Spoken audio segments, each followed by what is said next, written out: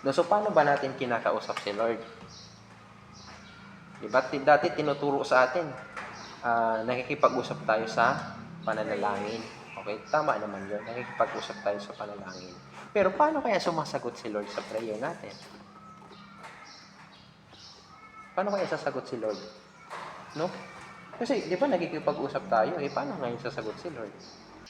Di ba? Hindi naman matatawag na pakikipag-usap kung walang pagsagot. O kung walang answer si Lord. Number one, na way para ma-receive natin, matanggap natin yung sagot ni Lord, ay ang hawak nyo na ngayon, Bible. So, sa pamamagitan po ng Bible, mababasa natin kung ano yung sagot ni Lord. Halimbawa, ang prayer mo ngayon ay, Lord, gusto ko po maintindihan kung ano yung kailangan kong gawin. Kasi 'di ba nung nakaraang araw o mga nakaraang buwan, linggo, po ay nag-aaral sa school.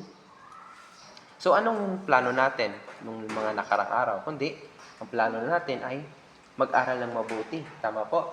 O sino yung favorite yung teacher? Wala kang favorite teacher? Favorite subject? Anong favorite mong subject?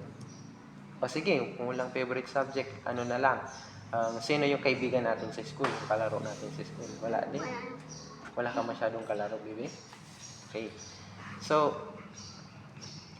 sa school, pumupunta tayo sa school kasi nag-aaral tayo. No? Yun ang pinaka-plano natin. Kumbaga pumupunta tayo sa school para magbasa, makinig sa teacher, di ba? Para matuto. Ngayon, sa bahay ngayon na bakasyon tayo, ano ba yung plano natin? Ano yung plano natin? So, ikaw baby, anong plano mo ngayong bakasyon? Kasi hindi na, tapos na, wala muna tayong schooling, di ba? Hindi muna tayo nakikinig sa teacher. Wala tayong pagbabasa sa bahay. Ano yung plano natin? Kasi ikaw baby, anong plano mo? Oo. Sige lang, okay lang. Huwag kang mahiya sa akin. Hindi man ako nang aaway.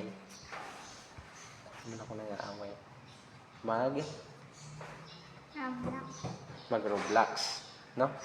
Okay lang naman yun. Hindi naman tayo dito nang aaway. Si Ate Jelay, anong...